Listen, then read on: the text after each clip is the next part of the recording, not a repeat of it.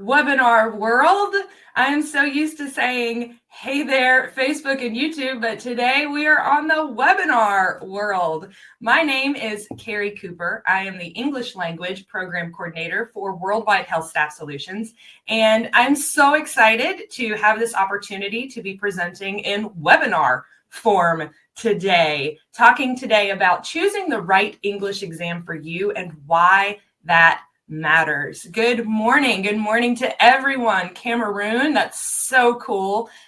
If you do watch Kari's Corner, I love to hear where you're from. Love to hear where you're from. So if you want to drop that in the chat and tell me where you're tuning in from, that's just the coolest thing in the world to me, literally. Uganda, Nigeria, I'm so happy that you're here. So happy that you've tuned in today. Hello in Ghana. I'm excited to talk about the English exam. That is definitely something that I can talk about. I am prepared to talk about, and I have learned so much about since starting my career with Worldwide HealthStaff Solutions. Hello in Pakistan and the Philippines. I'm so happy that you're here today. One thing that I do want to go ahead and put out in the universe, and one thing that I want to say to all of you is thank you. Number one, and number two, you're awesome, because not everyone, and you're going to find this out when you come to the United States, is that in the United States, it's not very common to find people who are bilingual or trilingual. And what that means is they can speak multiple languages. Here in the United States, we all speak English, and even people who do speak another language, it's going to be very minimal. You'll probably find that most people, their second language is going to be Spanish, because what's closest to us, above us, obviously, is Canada, where they speak English and some French. And then you've got Spanish mostly below us. So we're going to speak kind of what's near us, right? But everywhere else in the world, I'm getting ready to travel. And I'm not super worried about people being able to understand me, because I speak English. And that could be kind of that mentality, that American mentality. I don't expect you to speak English, but I'm not super worried about finding someone who can understand me. But for many of you, English is another language. It's your second language, your third language, your fourth language. And it's something you've learned as an adult, which is just mind-blowing to me. So first, again, thank you. And second, just remember that you are awesome and you have learned another language, which opens up the world to you. So don't get too discouraged. Don't get too hard on yourself, especially if it's your third or fourth language and you're like, it's not very good. That's okay. That's okay, because that's so much for your brain to process. So many of you tuning in, lots from Ghana, the UAE, Pakistan. I think Iran on there. So happy that you are here today. So without further ado, let's get started talking about choosing the right English exam for you and why that matters. Why is it important? The first thing that I'm going to talk about is, and this is a big deal for many people, is cost. And I've spoken to many candidates over my time at Worldwide who have to wait and save their money to take an exam. And then, heaven forbid, many prayers go up that you pass the exam, but sometimes you fail. And then you have to accrue that cost again. You have to pay it again. And that's not what we want to do, right? So let's take a look at our exams and the cost.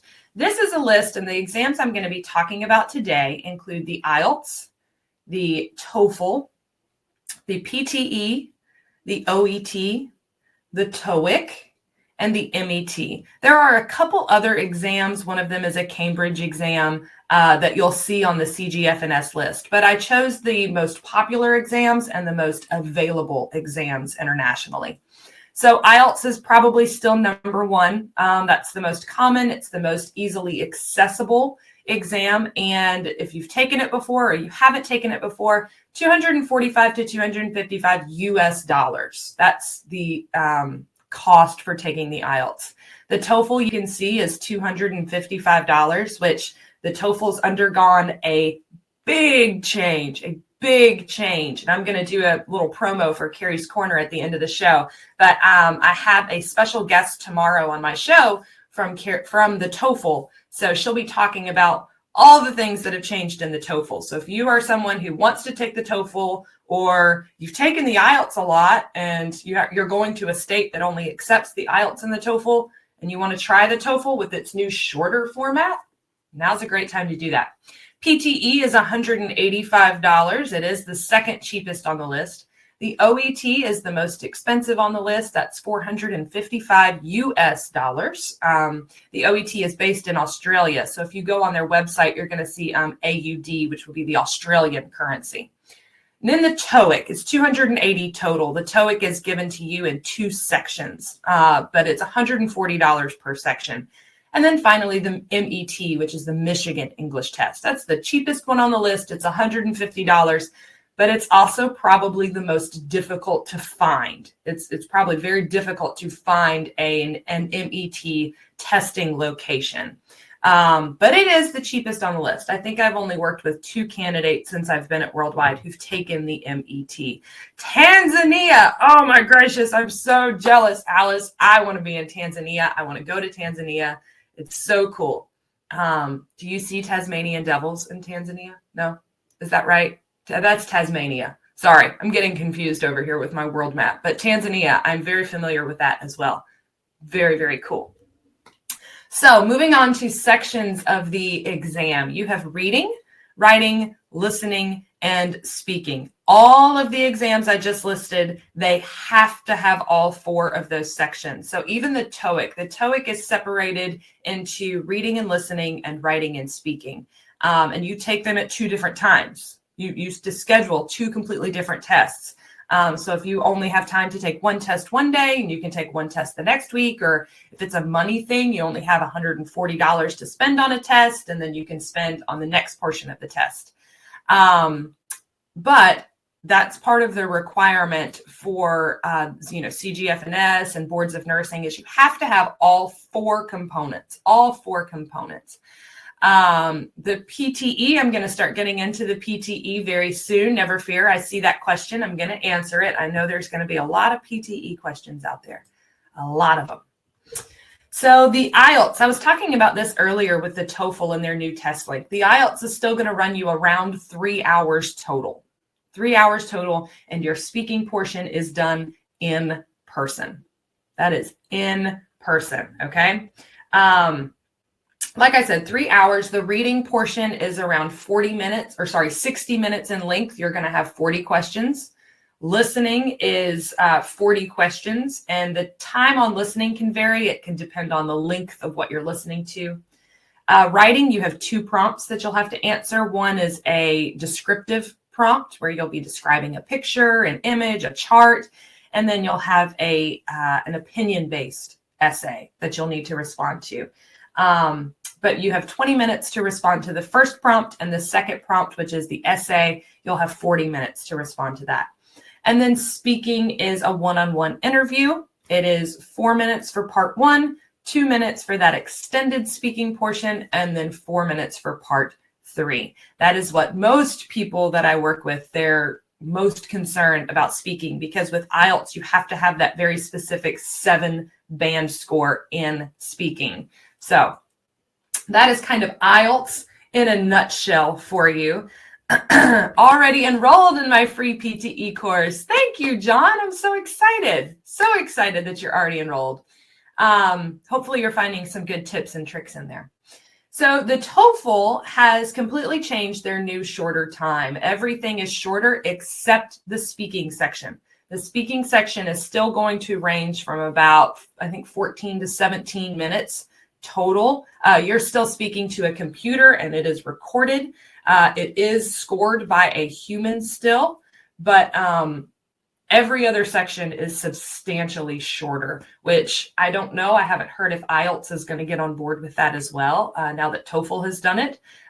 Hopefully, because 3 hours, that's a long time to take a test. But like I said, the speaking portion for the TOEFL exam has not changed. You have 1 independent task to express an opinion. Then there are 3 integrated tasks. That means that you're going to be listening to something and then you'll have to respond. you do have up to 1 minute to respond. There is no extended speaking portion on the TOEFL. And the PTE, the PTE is 2 hours total. It's broken down really into 3 sections. So you have speaking and writing combined in the PTE. You have 7 different question types. There are 5 speaking and 2 writing. Reading is, I think reading is about 30 minutes in length. And then you have listening, which is 30 to 43 minutes in length. So that's how you're going to get your total of 2 hours. But the reading and the listening, you're going to find across all of the tests except OET. All of the tests are going to be very academic in nature. So PTE, IELTS, TOEFL, MET, TOEIC, well, not necessarily the TOEIC, but the PTE, IELTS, TOEFL, and the MET. Those tests were created for academic purposes. They're created to gain, get an English score, to gain admission, usually into a university, an English-speaking university. But OET is different, and I'll talk about the OET in just a second. So when I say that their reading and their listening questions are very similar, that's because they're all going to be academic in nature. You're going to want to use textbooks. You're going to want to use academic journals. You're going to want to use podcasts related to a variety of subjects to really prepare yourself for those types of exams. Okay? You have to remember that when you're preparing for these exams, you have to kind of go back to your university days, right? And that's like pre-nursing, like go all the way back to high school days, where you have to listen to classes and courses and lectures about things that you don't really care about. But that's the material they're going to be testing you on. Another thing I want to point out is they're not testing you on the material. They're testing you on your ability to speak English, to listen to English, to write in English, to read in English. So even though you could get a sample or a lecture about archaeology, they're not asking you to learn about archaeology. They're asking you to take what you've learned in that portion of archaeology and regurgitate it in English. That's what they're looking for. They're never going to ask you a question that they didn't give you the information. Okay? Very, very important to know, and to not think that you have to go into these tests prepared to answer things that you just don't know. The OET. So let's spend a couple of minutes talking about the OET. The OET is a very different exam. And the reason it's so different is because it's designed specifically for healthcare workers. So when you go in to register for the OET, you will go in and say that you are an RN, and you'll take the nursing OET exam. They have a lot of different exams, but you will specifically take the one for nursing. The OET it's helpful so that when you're preparing, unlike all the other exams that are academic in nature, the OET is going to talk about healthcare. These are things you know about. These are things that you're comfortable talking about. Many of you are already speaking English in your work setting, in your work environment. So it's going to be kind of like a work environment test, not a academic test, right?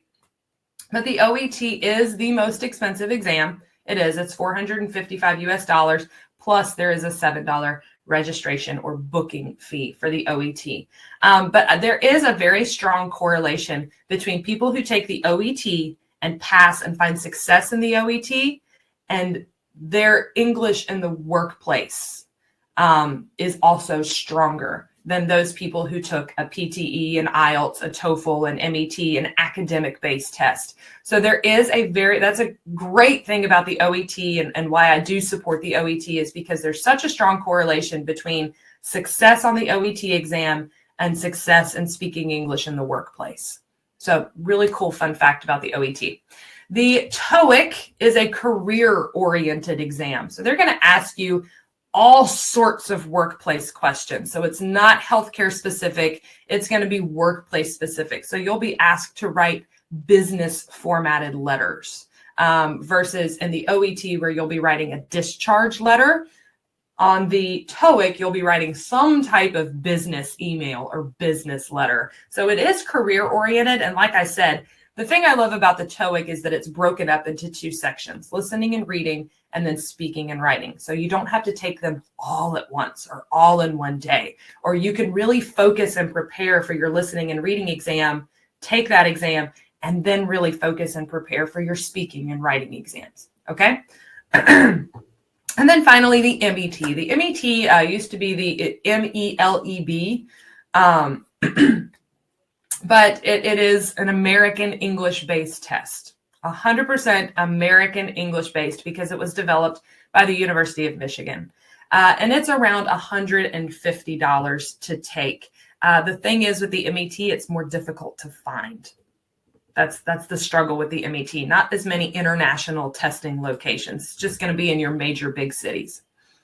So let's talk about the accepting scores according to CGFNS. These are things you guys know, you've probably seen, but just to clarify, IELTS wants a 6.5 overall band score with a minimum of the 7 on speaking. Now, again, some of these scores are going to vary by state. So, for example, if you're applying to California and you are applying for licensure by examination, the IELTS requires an 8 on speaking, or California Board of Nursing requires an 8 on their speaking exam.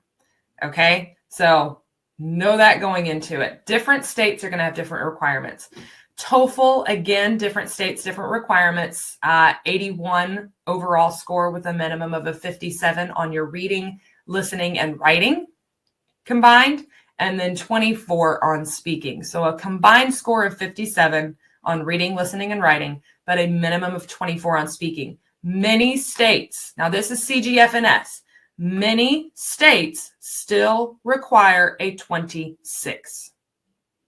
Okay, so you may pass the TOEFL and you get a 24 on your speaking portion, and that's good enough to get you through the visa screen process. But your Board of Nursing, if they require an exam and they see you took the TOEFL, they may require a 26 on speaking. So just be prepared for that. I can't answer why that is, but I can just tell you that that's the way it is. The Pearson PTE academic is pretty standard across the board. It's a 55 overall and no section below a 50. Pretty standard. The OET is looking for a 300 in reading, writing, and listening. Each section's worth up to 500 points. You need to have a 350 overall in speaking. The TOEIC combined score, 725 for listening and reading, speaking and writing, a 160 in speaking, and a 150 in writing. And then the MET, an overall of 55 and a minimum speaking score of 55. So there's your kind of score gist and overall of the score. So let's quickly go through choosing the right exam for you, okay? When you have options. So I like to say when you have options. Some of you are going to states, and I'll say this, the TOEFL is the only exam accepted in all 50 states, 51 if you include Washington, D.C. TOEFL, that's the only one. So if you want to be safe and you want to make it through your visa screen and a Board of Nursing exam, and you're in an early phase or you're a DaVita candidate and you don't know where you're going to be, TOEFL is the safest exam to take. And you remember, you want to get that 26 in speaking. Don't just shoot for the 24, shoot for the 26, just to cover your bases. So like I said, check with your state's bond requirements. Bond stands for Board of Nursing.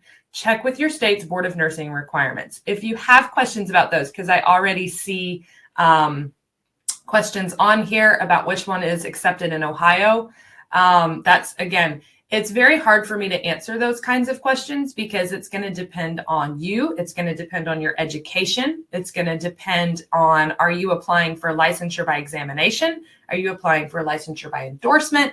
There are so many different things that go into not just choosing if you have a choice, but so many different things go into me telling you which exam you are approved to take. And it's not just me. We have an amazing licensure department. Our licensure department, which is located in the Philippines. Shout out to Ma Christina and Veg. They are such a great team over there. But those are people who can also answer those questions for you about which exams are accepted in which states. So step number one, when you're choosing an exam, when you're sitting down and you're like, okay, I have to take an English exam. Check with your state's Board of Nursing requirements. I see your question about licensure by examination and licensure by endorsement. I will definitely answer that at the Q&A portion. So CJ, remember that question. That's a good one. Identify your strengths and weaknesses in test taking. So if you're a strong speaker, if you're really good at speaking and you're like, oh, I'm great at speaking, IELTS might be a great exam for you.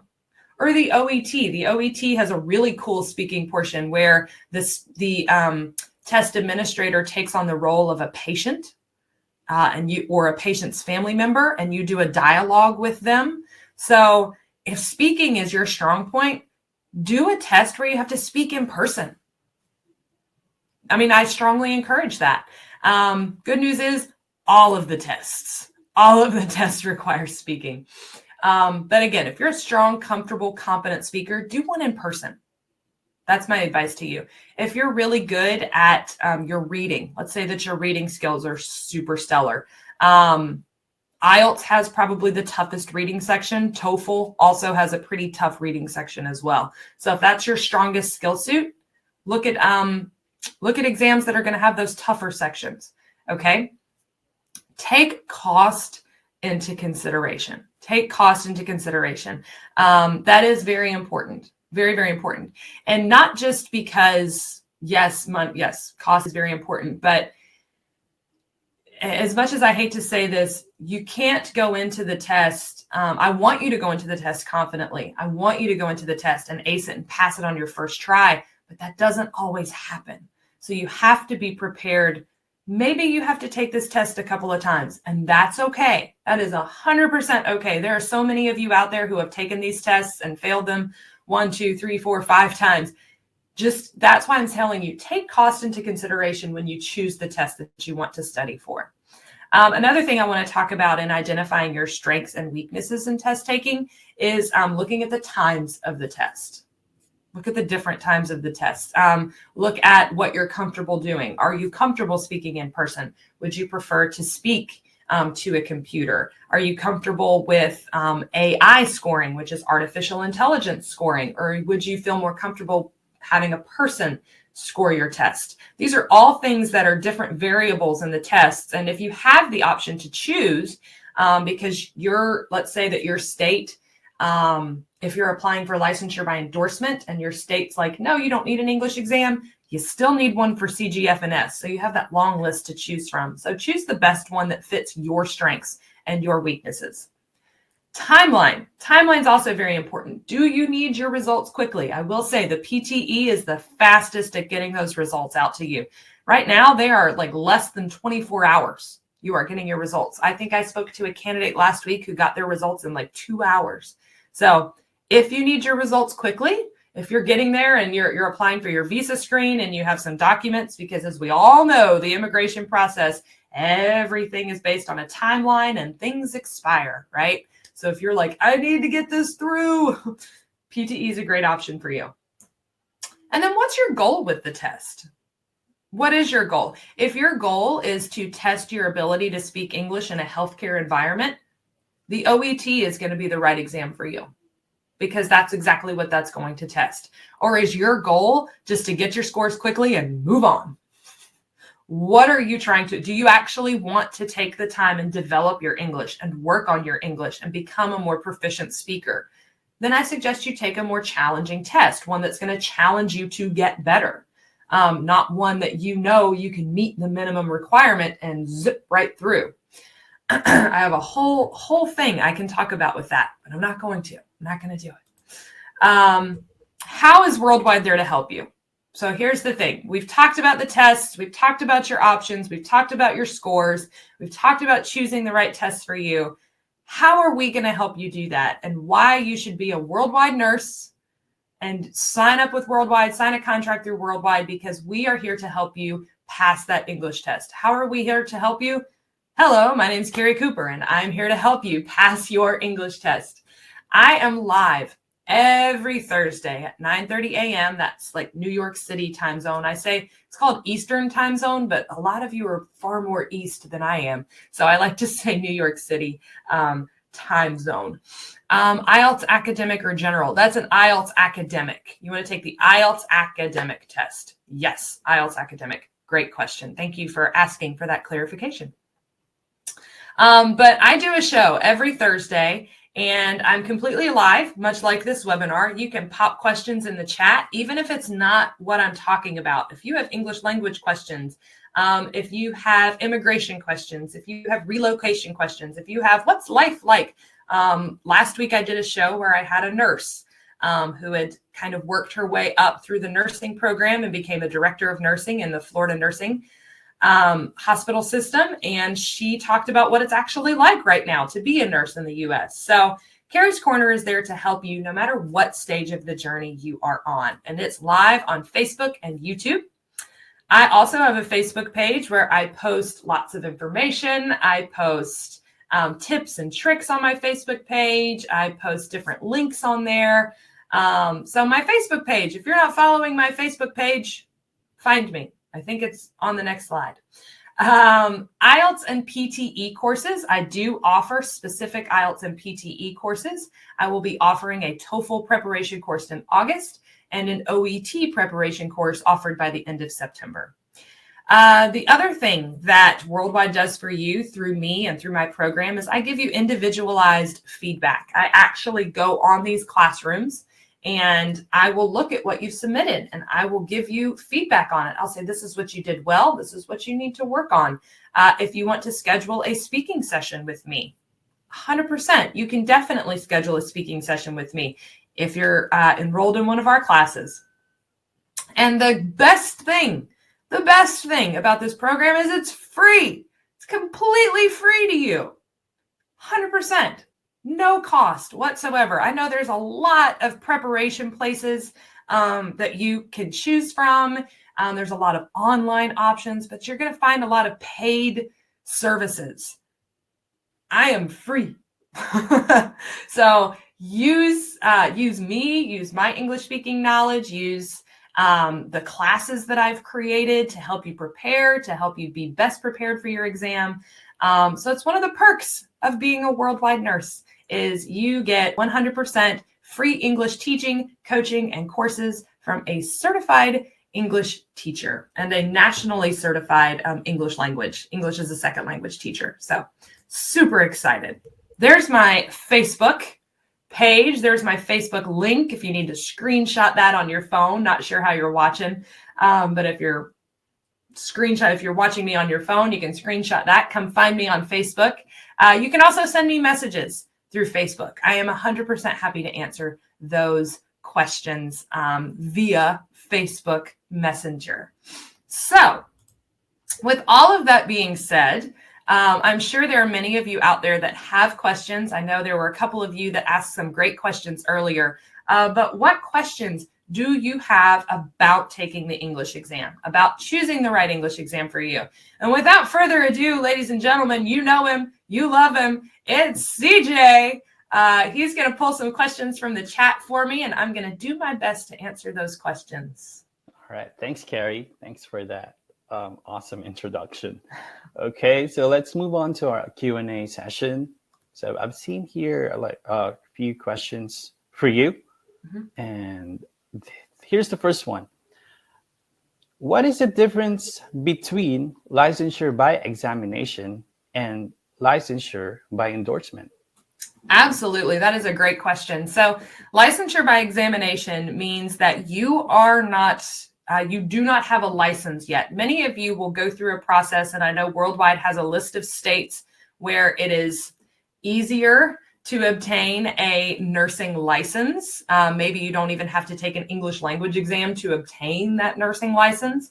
But if you've already taken and passed your NCLEX and you've gone through the licensure process for a state, then you are licensed in that state. And let's say you're licensed in Montana. You have a nursing license in Montana or Texas. I see a lot of Texas licenses, but you've accepted a job offer in Pennsylvania. So you will then be applying for what's called licensure by endorsement. You will be endorsing your license over to Pennsylvania. So if you're applying for licensure by examination, that means that, yeah, you've taken and passed your NCLEX, but you didn't go through the whole process to get that state nursing license. So examination means you don't have a nursing license yet, and endorsement means you do have a state nursing license already. Okay, awesome. That's great. And next question is, he said, I've done IELTS General for UK. Will that count if I'll apply in the United States? So I can say that is a no in the United States. So in order to even, let's say that you're applying for licensure by endorsement, and many states don't require an English exam for licensure by endorsement, but you still have to go through CGFNS. And you still have to get, or Joseph Silney, that's also an option. Sorry, Joseph Silney, if any of you ever watch these. You still have to go through the visa screen process, okay? You still have to get that. CGFNS requires the IELTS academic, and they require a 6.5 overall and a 7 in speaking. So sorry to those of you if you took the IELTS General, but you do need to take the IELTS Academic to get your visa screen. Okay. Next one is from Leah. Said, can I take PTE for North Carolina? Hi, Leah. So North Carolina is, I'm checking on all of my lists. North Carolina for licensure by endorsement is good. Licensure by endorsement. You are fine to take that. I'm pulling up, I have a whole big cheat sheet, so bear with me as I scroll down to North Carolina. If you're applying for licensure by endorsement, yes, you can take the PTE. Remember, that means that you already have a nursing license. You have a valid nursing license. If you do not have a valid nursing license, then this means it's not expired, all of that. Then you have, North Carolina only takes the IELTS and the TOEFL. So like I said, depends on how you're applying. I'm starting to see a lot of questions now of the, what about this state? What about this state? So for those of you who have those questions about this, which state accepts what, you are welcome to email me. I'm happy to answer those questions, especially with state-specific information. You can also email your case manager. Your case manager will then either reach out to me or they'll send you to our licensure department. So if you have state-specific questions on which state accepts which exam, I'm happy to answer those. You just shoot me a friendly little email, and I'm happy to do that. There's a question on here, CJ. Do you see the one about New York? Yeah. Yeah, from Lock Cali. Is that correct? Yes. Did the NCLEX from New York said they do not have to have CGFNS? So you still, as part of the visa process, does not require CGFNS for the NCLEX in relation to the English test. So I see what you're saying is that you're talking about the NCLEX versus the English test requirements there, Locke, if I'm not mistaken. The English test is going to be very specific to, like I said, state by state, but it's just a part of the visa process. In order to get your visa to come to the United States, most of our, correct me if I'm wrong, CJ, most of our visas are EB3, correct, for RNs? Yes, correct. Yeah. So for that EB3 visa to come to the United States, you have to have a visa screen. This is part of your immigration process. The NCLEX is a totally different world, totally different ballgame from the English exam. So the requirements to take an NCLEX in a state are totally different than the English language requirements required by a board of nursing or by whatever program you choose to process your visa application. Hopefully that answered your question, Locke. If it didn't, you're welcome to kind of shoot some clarification out there. Yeah. If you have, case specific questions for licensure or for these English tests, you can email us or email Kari for that, and we will be more than happy to answer your questions. And next question is, do you have any English test specific training? I do. Yes. Very good question. I have a PTE course that John already popped in there. And he said he's enrolled in my PTE course. I've seen a lot of success with people who go in and take the course. I rolled it out yesterday, an IELTS specific training course. And then I'll be developing a TOEFL course after I become more accustomed to what this new TOEFL format looks like. But the courses are, just to give you a little information about them, they are completely self-paced. There are no live classes because, as we all know, nurses work some pretty crazy schedules. I know CJ can attest to that. His wife is a nurse. So nurses can be asked to work some pretty insane schedules. So scheduling a live class is next to impossible. But we do have Kari's Corner, which is live every Thursday at 9:30. There are quizzes that I've taken questions from IELTS exams or PTE exams, and I've built quizzes to help you practice. You get kind of immediate feedback on those. You submit writing samples, and I give you individualized feedback on your writing samples, and then you get to practice your speaking portions as well, and I give you feedback on those. It's all private. It's all one-on-one. So when you submit something, it's not like everybody sees it. It's just me. Don't even worry about any of that. So if you're nervous about speaking to others, you don't have to worry about that. But yeah, I think they're pretty good courses. Hopefully just to every class, you don't have to do the work per se. You don't have to take the quizzes. If you just want to watch my lectures, I break each section down and give you tips and tricks to be successful in each portion of the exam. Especially if you haven't taken the exam before. Part of why some people fail the first time is because they're just not familiar with the structure of the exam. So if you've never taken the exam and you're looking at taking a PTE or an IELTS, I do have specific courses for those. And I will be giving specific courses for TOEFL and OET as well.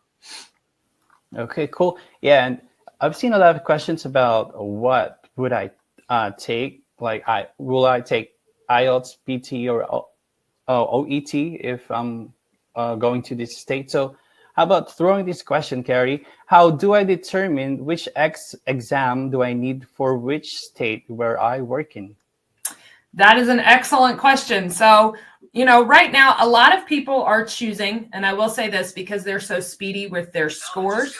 I will say that a lot of people are taking a PTE just to get through the visa screen process. And the PTE is doing a great job of becoming more accepted in every state. In all the states. So it is a great exam. Meredith Stokes at the PTE. She's awesome. I've worked with her a lot. She's been on Kari's Corner. She does a great job promoting the PTE. But a lot of people will take that exam just to get through the visa screen. The big thing is, does that Board of Nursing require it? So the question you have to ask yourself, I can't tell you what to do. So if you just want to get through the visa screen process and have your visa screen and worry about licensure later, yeah, you can take pretty much any exam. CGFNS accepts, and Joseph Silney both accept almost all of them. But to determine which exam you need to take for licensure, that's going to be a very specific question you need to ask your case manager. So if you're thinking financially, if it were me, I would go ahead and I would just want to take one exam. I wouldn't want to have to pay to take two exams because these exams are not cheap. So I would email your case manager. You can email me to ask specifically which tests are accepted in which state. Okay, and Kari, they're asking how to enroll in your PTA review classes. Yay! Enroll in my PTE class. It's so much fun. So to enroll in the class, you can either email me, you can send me a Facebook message, or you can send your case manager an email that just says, I would like to enroll in Kari's PTE class. So I do want to throw out this little caveat is that it is only available for RNs. There's only one of Kari Cooper, and there are a lot of RNs and there are a lot of nurse aides. So I just can't spend the appropriate amount of time with both. So as of right now, the program is only available to RNs. It's not open to our nurse aides at this time. Sorry, nurse aides, we still love you. All right. Okay. So I think that's it for the Q&A session. And always follow us on Facebook so that you will be updated to all of the things that we are up to. And especially for our world tour, we'll be in the Asia in the coming weeks. I think Philippines, South Korea, and also I think in Singapore. And tomorrow, Kari will have her Kari's Corner event, and please follow us on Facebook. And here's the link. You can attend that tomorrow at 9:30 a.m. Eastern Time. And and one more thing, we have this Refer a Nurse Friend program. So every time that you refer us your colleague with an NCLEX, you will have a $250 referral fee for that one. So that's it. And back to you, Kari. Yeah, thank you. Thank you so much, CJ. It is always a pleasure to have CJ. Thank you. Big shout out to Tracy on the chat. If you would like to see me in person, I am super excited to join Mr. Ron Hoppy as he travels to Asia. So South Korea and the Philippines, I'm coming for you. I'm super excited to hopefully get to meet some of you in person, practice your English in person.